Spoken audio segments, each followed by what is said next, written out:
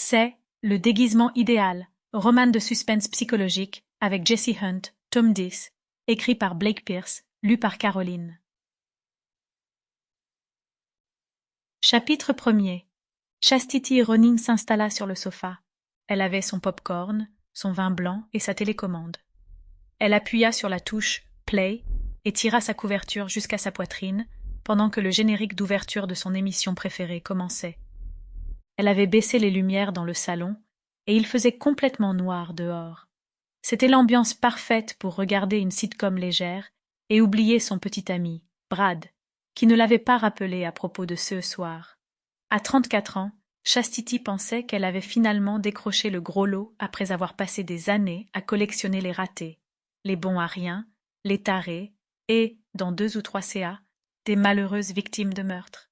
Cependant, maintenant, il semblait que Brad se soit avéré être un autre échec, car il n'était pas venu à leur soirée et ne l'avait même pas prévenu. De toute façon, dans sa vie, Chastity avait connu bien pire qu'un petit copain foireux. Alors qu'elle commençait à s'intéresser à l'émission, son téléphone sonna. C'était Brad. Une partie d'elle-même aurait voulu laisser la messagerie lui répondre, mais elle décida de lui accorder une dernière chance. « J'espère que tu as une bonne raison, » dit-elle sèchement, après avoir décroché. Pendant plusieurs secondes, elle n'entendit aucune réponse, seulement un son qui ressemblait à une respiration laborieuse. « Brad, c'est toi ?»« Sors, » dit une voix rauque. « Quoi ?» demanda-t-elle, exaspérée. « Sors de la maison. » C'était Brad, mais sa voix paraissait faible, hésitante. « Il est à l'intérieur. » Soudain, il y eut un léger choc à l'autre bout de la ligne, et elle l'entendit aussi dans le couloir. Elle se leva et alla dans sa direction. « Brad, » dit-elle doucement, « arrête de te foutre de moi.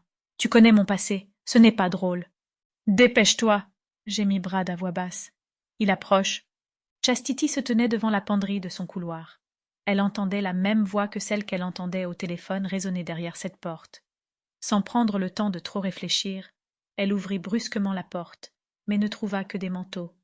Alors qu'elle allait la refermer, elle remarqua qu'il y avait du mouvement près du sol. 2 pieds en mocassins dépassaient sous les manteaux, où ils s'agitaient mollement. Le choc des chaussures contre la fine porte de la penderie avait dû être le bruit qu'elle avait entendu. Elle déplaça les cintres et leur veste de côté.